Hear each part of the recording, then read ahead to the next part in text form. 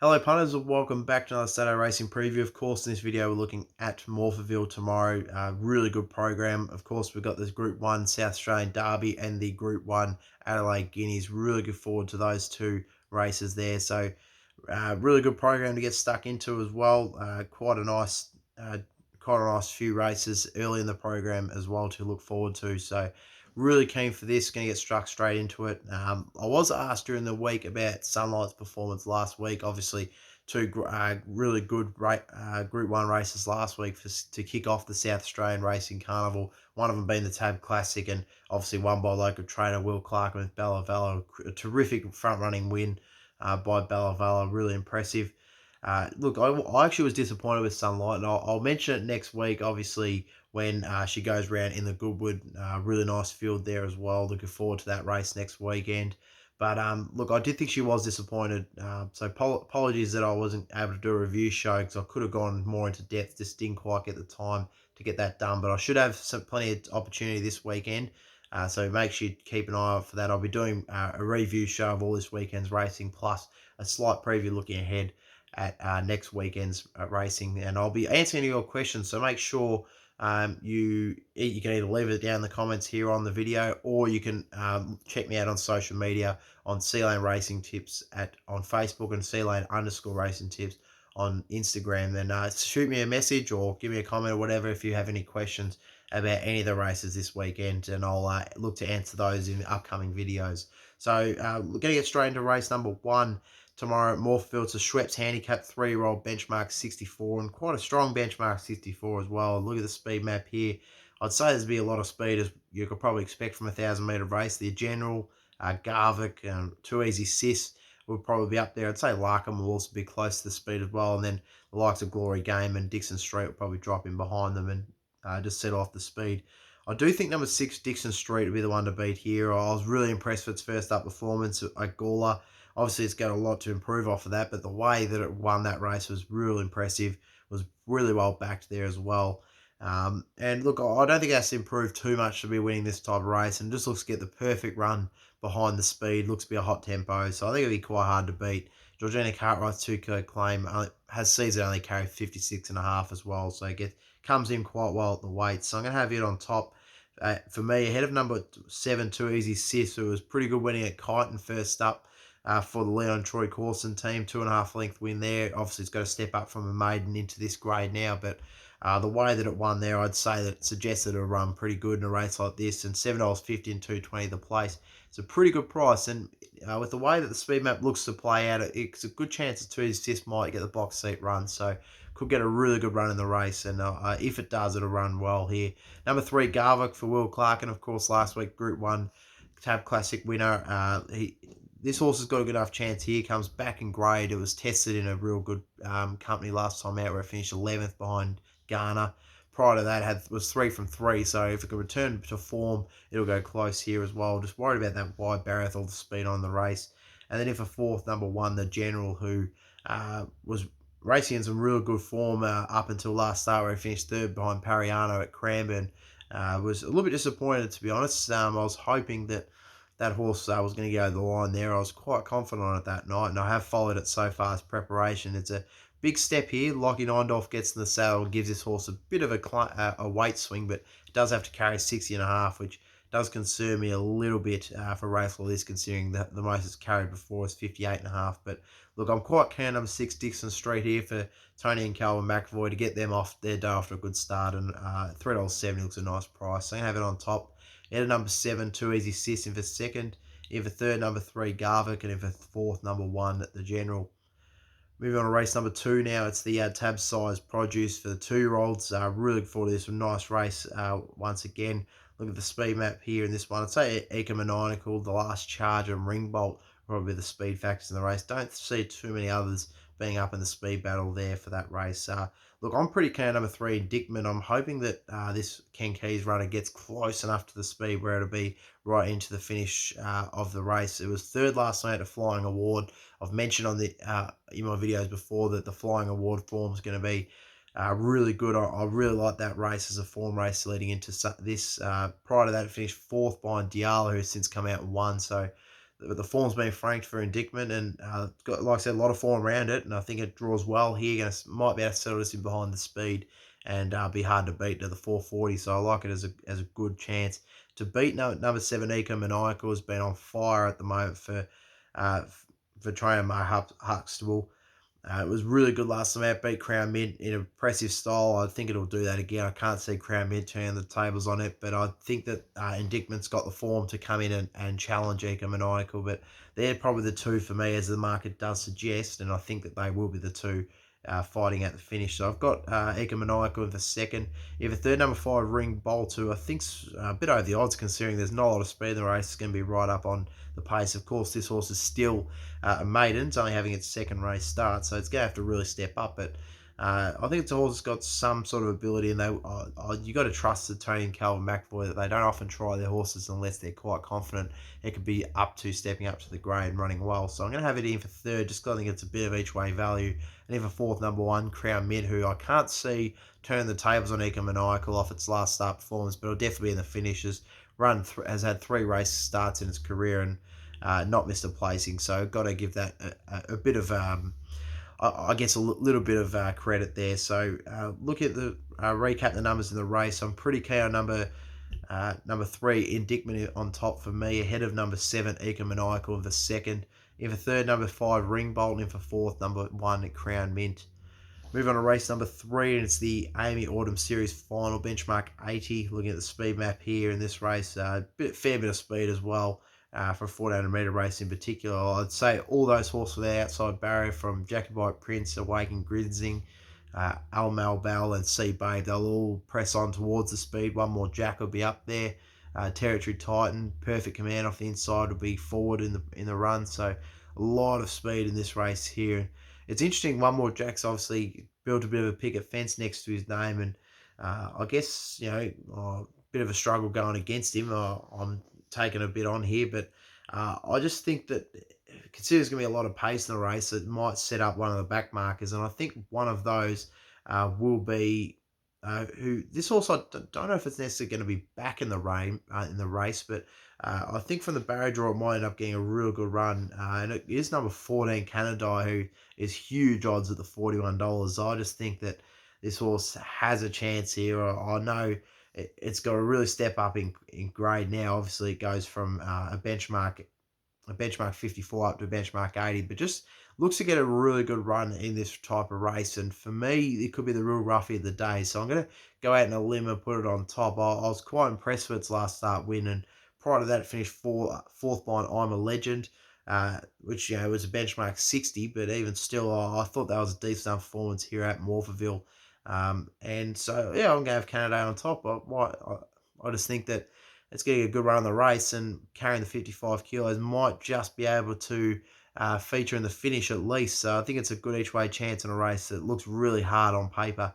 So I'm going to have it on top, ahead of number 4 Perfect Command in for second, who I think was getting very close to winning. Comes out of good form lines. It was third last time into Poise to Rain. I think that's a nice race to come into this. Poise to Rain goes around later on the program, so we'll have a look at that very shortly. But I think Perfect Command, just that, got to overcome barrier 2, especially when it gets back in the field. But could even perhaps push forward from there, actually. It could even be on speed, I'd say, Perfect Command. It usually is a horse that's close to the speed, so I wouldn't see why it wouldn't go and press up and be there. As long as it doesn't let too many of them pass it, it should be right in the finish. Number 2, One More Jack, in for third, who, like I said, it's built a bit of a picket fence next to its name. It's won its last 6 starts since resuming from a freshen up, and this horse has been absolutely superb, and give me a good chance once again. I mean, you can't knock the winning form. It's gonna be up on speed. Just like I said, that bit of a query, 6.5 kilos. So far this preparation, it hasn't carried more than 59. That was in a class 2, so it's got to carry 60.5 now in a benchmark 80. So a bit of a query there, but look, definitely the right. I think it's a fair price, but I'm just not 100% convinced, just because there's going to be a lot of speed in the race, and I think it's an open race. So as such, I always go with a bit of value when I think there's going to be it's going to be an open type of race. But the other horse that I do like as a bit of a chance is number 7 Jacobite Prince, who just has to overcome that wide barrier. And if it can do so, I think it'll be right in the finish as well. But recap the numbers for me. Look, Gone out a limb. Number 14, Canada is my on top pick. I just think that it's a bit of each way value for me. I know it's got to really step up out of the grades now. It's coming from 54 up to 80, which is not easy to do. But I just think that it's going to get a nice run in the race, and as such, I've got it on top. Ahead of number 4, Perfect Commanding for second, who's probably the better, I guess, the better chance. But the reason I've put Canada on top is just simply because it's the $41 and $9 a place. I just think it's better have probably good thing to have an each way on both of them. I think obviously have probably a little bit more on Perfect Command and a bit of a saver on Canada. They're probably the two chances in the race for me. Number 2, One More Jack. As I said, no knock, is just winning form's great form. And but just for me, this race might be one that might be tough for him to win. And number 7, Jacobite Prince in for fourth. Move on to race number 4 now on the card, and it's the Holdfast Insurance Brokers Handicap, benchmark 64 over the 1,050 metres. Look at the speed map here. I'd say Almadrava and Hika Prince domination from the outside will probably push on to get forward. Say Side Street and Guji will be close to the speed as well. So pretty interesting speed race here for 1,000 metres. But I think that I'll split between Almadrava and Hika Prince Express here, but I'm going to go with Almadrava. I was really impressed with his first up performance at Gawler. It was $1.60 favourite on that day, but it did so with the way it should do and won by 4.5 lengths. So I thought that was ultra impressive. If we see that soft track like we saw last start at Gawler, I think it'll be really hard to beat once again. If we get on top of the ground, makes it a little bit more interesting, but even still, I think this horse got a lot of talent that showed at first up, albeit in a weak maiden, but I still think that was a good performance. Number 3, Hika Express is my second pick. I think it'll bounce back off its last up performance by Lankan Star. Prior to that, finished second to Chevalier Dion at Pakenham. So I think that this horse can come into a race list and run well with John Allen in the saddle. So I've got him for second. In for third, number 4, Side Street, who's in a bit of form recently. It's had 2 nice wins leading into this race here. Has never missed a top 3 finish, so I think that'll remain the case here with the base off the fact of the type of run that'll get and its form lines leading into this. And then for fourth, a bit of a horse I think has got a bit of each way chance is number 6, Triple D's, who finished second last time out behind Dixon Street, and we'll be able to see what that form line's like with Dixon Street going around the first. So, really interesting race. But look, I'm pretty keen with number 10, Almadrava. I think it's got a lot of ability and talent. I was really impressed with what I saw first up. Albeit $1.60, it won like $1.60 should. Doesn't have to carry a lot of weight here either. I mean, Caitlin Crowd's 1.5 kilo claim brings it down to 54. So, really comes in nice in a race like this. $2.80 looks a good price for me. And at number 3, Hika Express in for second. In for third, number 4, Side Street. And for fourth, number 6, Triple D's. Move on to race number 5 now. It's a benchmark 75 800 metre race. Look at the speed map here. I would say that there'll be not a heap of speed. I'd say Dado will be up there. Igatu will be towards the speed. Manzala and Cavalry Gold. And I'd say that Skillful Steps and Get Out the Way will be probably dropping behind the speed. Be close enough, but not too close either to make it all out helter skelter, as they like to call it.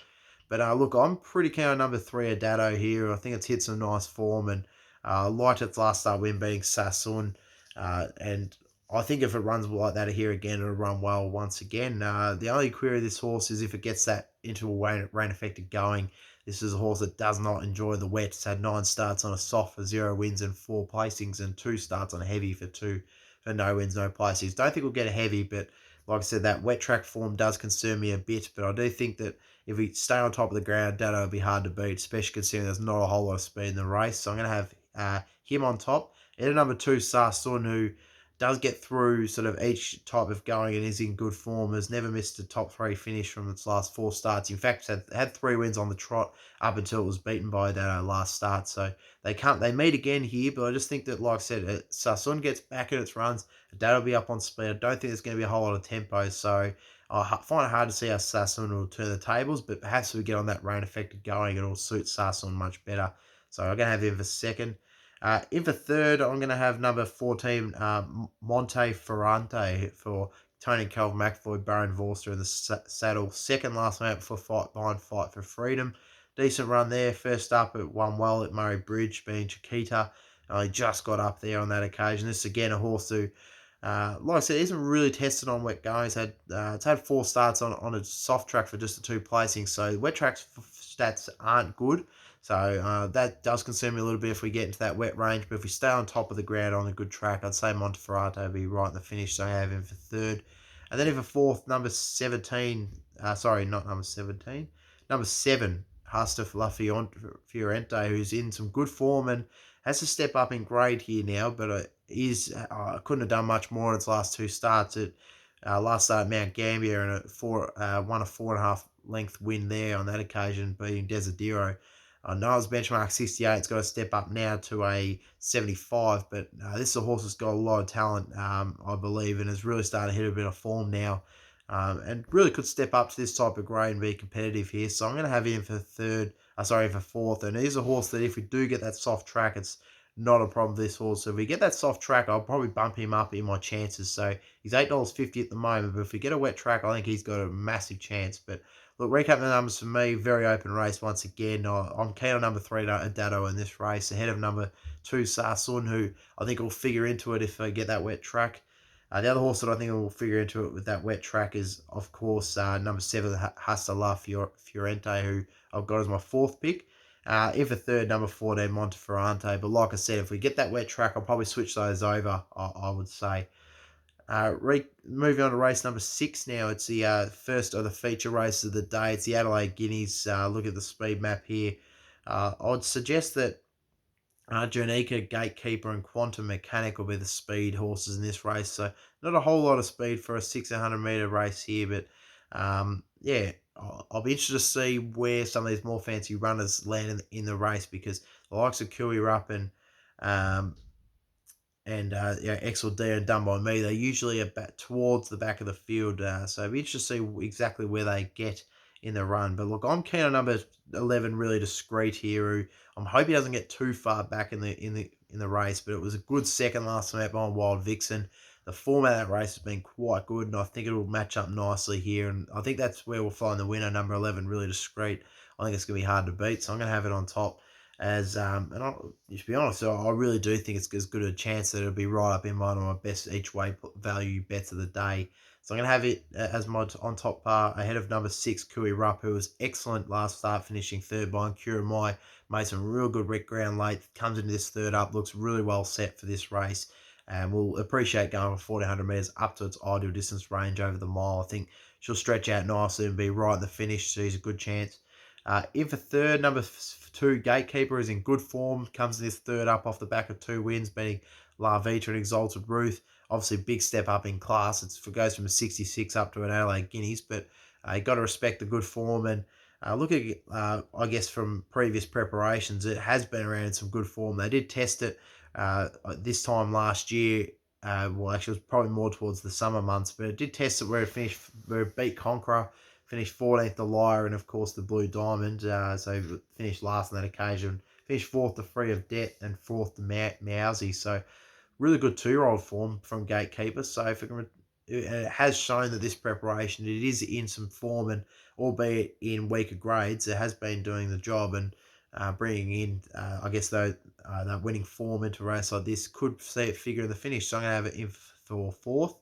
In for third, sorry, and in for fourth, number 8, Done By Me, who's really building close to a win now. Finished third last night in that Wild Vixen race that I mentioned before that Really Discreet comes out of, which is why I can't really understand the difference in the market. I mean, Really Discreet comes out of the same race and beat it Done By Me last night. Really Discreet comes around at 850 and Done By Me at 550, so figure that one out.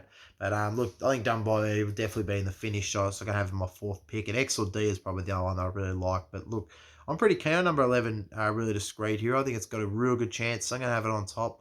Ahead of number 6, Kui Rupp in for second, who I do respect as a horse, and 310 is probably the right price. I just rather went with about that bit of value for me personally. In for third, number 2, Gamekeeper, and in for fourth, number 8, Done By Me. Move on to race number 7 now. Only 2 races left to go. Only the 8 tomorrow at Morphettville. Short and sharp, but very good quality. It's the Kangaroo Island Book, the Mount Handicap. A nice race here. It's say Terbium.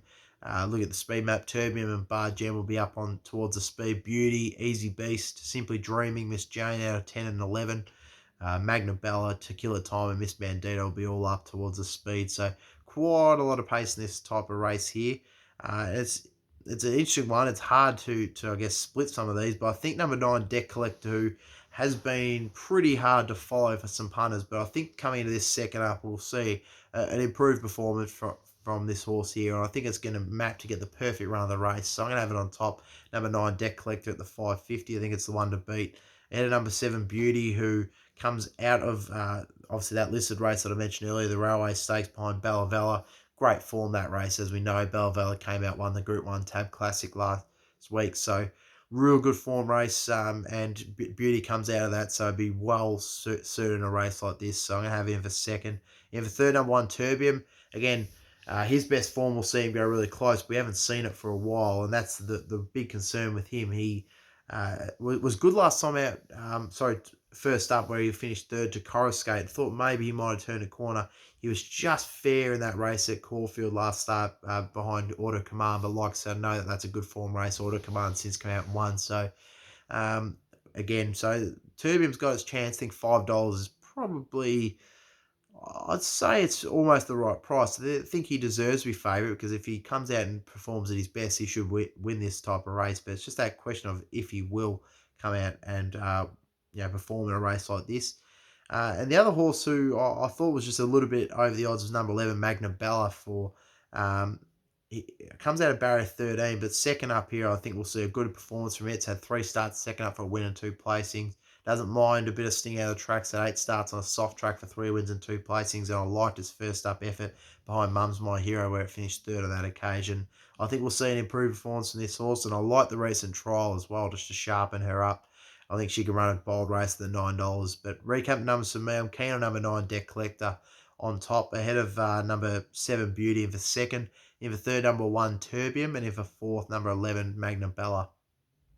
Moving on to the final race of the card, it is the 3-year-old Group 1 Tab South Australian Derby, over 2,500 metres. Really looking forward to this race here. It's obviously the feature of the day.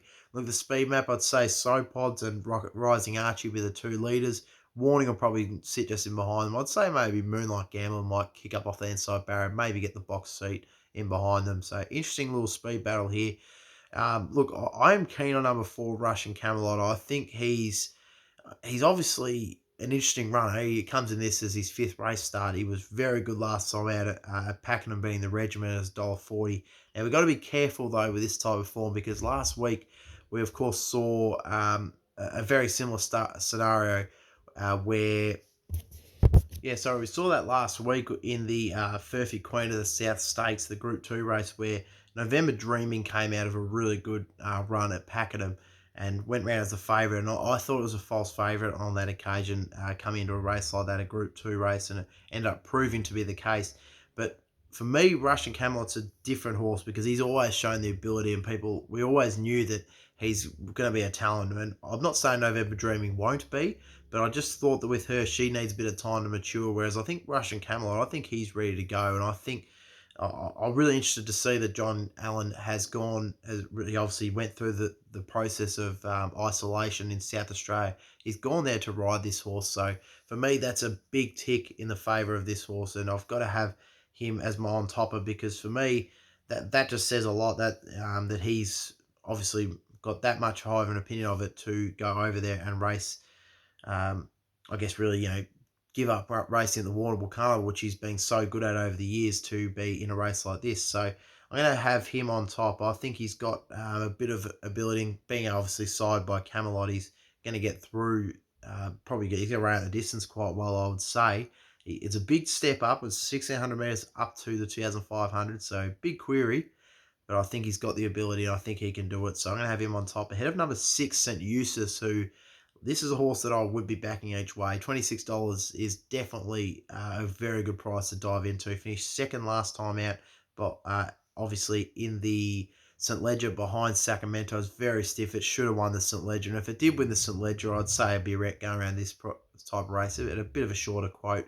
So from a betting perspective, I'd definitely be going at St. Eustace each way, because I think that it's just a great price about a horse that we know will get the distance. It was 2,800 metres last time out, and he stepped up big time from the 1,600 up to the 2,800. He now comes back to the 2,500. I think we'll see an improved performance out of him.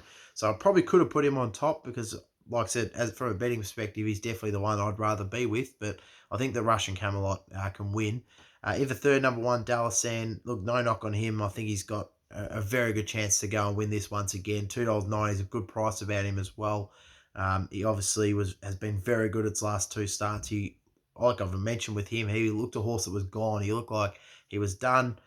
He was just perhaps the best of his career had been past him, where he was obviously winning some good races as a 3-year-old.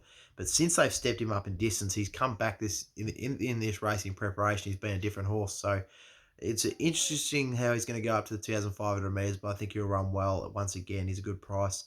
Then if a fourth, number 2, Warning, who's been around the mark, was finished third behind Dallas Sam, was finishing off nicely last time out. Around some good form lines. I mean, the likes of Quick Thinker and Castle Vecchio, Shadow Hero, and Brandenburg in its runs so far. So it has some really good form lines as well. Obviously the Derby winner from the spring. So he's got his chance here as well. Recap the numbers for me. Look, I'm keen with number 4, Russian Camel. I just think he's been set for this type of race for quite a while in his racing prep. Comes in his third up. I think he'll be fine with the rise in distance. If he can deal with it, he'll be winning, I think. But from a betting perspective, I'd rather go number 6, St. Eustace, who I think is way over the odds. So he's probably my good bet in that race. But I do think that the Russian Camelot's the better winning chance, put it that way. Recap, and then if a third, number 1, Dallas, and if a fourth, number 2, Warning. I'd say you throw Moonlight Gambler in. I think they're the ones that are the ones to beat. Moonlight Maid will probably be up there in the finish as well. She's been showing a bit of form. Now, my apologies. There is 9 races. While I'm just scrolling through the form here, it had the 9th race cut out, so I didn't realise there was another one there. So move on to race number 9 on the card. It's an 1,100 metre benchmark 80 to finish off the day. It's the Robert and Faye Gerard SA sprint final. Look at the speed map here. A lot of speeders. You could probably expect an 1,100 metre race. Exalted Gold, Mum's My Hero, Animesis, White Caps, Lord Varies, Just a Gillaroo, a 10, Ascendance, and Seemingly Discreet will all be up towards the speed, I'd say. Although I think that maybe Seemingly Discreet will probably drop back and sit in midfield. And if it can do so, I think it'll be hard to beat. Starting to build a bit of a picket fence, had 4 wins in a row. Last time out, beat My Star. It was a really good win. And for me, if it runs like that again, it'll be really hard to beat here at the $4.80 and $1.95 the place. Very good each way price. So I'm going to have it on top and quite keen on its chances as well. If a second, number 3, Bayou, I think will peak here, third up. It's obviously a horse that gets better the further it goes into its racing preparation. I liked its last start performance by Mum's My Hero, and prior to that, the 4th to Sizzlefly. I think it's just really peaking. Third up here, it's going to be its race, so I'm going to have it if a second. If a third, number 5, Be My Star, was a good performance first up behind. Seemingly Discreet did charge along with it. Obviously finished 1.3 lengths behind, but it was a good run first up. This is a horse, though, that is better first up than second up, so that's my only query. I don't think it could turn the tables on Seemingly Discreet, but I do think I'll be in the finish regardless.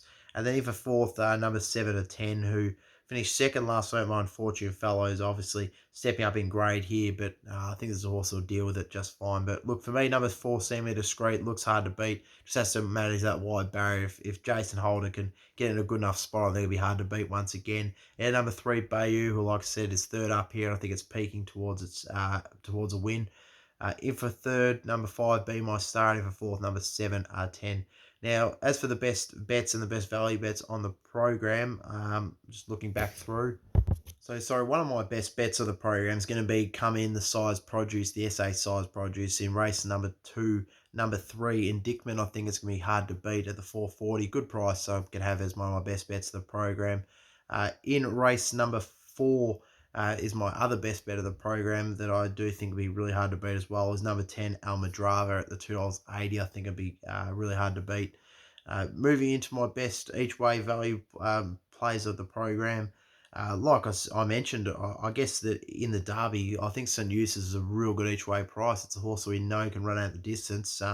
While I haven't got him as an on-top selection, I probably will put him as a best value just because the simple fact is, like I said, you probably have 2 players in the race there. You can go Russian Camelot for the win and then have something each way on St. Eustace, go obviously much more heavier on the place than the win. And obviously you can You can follow me in with the horse that I think are the chances in that Derby there, but I think St. Eustace is just way over the odds. That's why I think that he's got a good chance. Like I said, Russian Camelot for me, if he runs the distance, I'm quite confident he'll win the race, but there's just that little bit of a query of him stepping up from 16 to the 2,500 metres, whereas St. Eustace has run the 2,800 and did so really well in the St. Ledger. So, St. Eustace is one of my best value plays of the program. The other one that I'm pretty keen on is in race number 7. Just when I can get it to load. Apologies.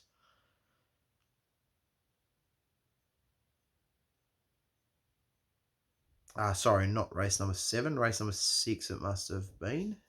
In the Guineas. Again, when that wants to load. My apologies.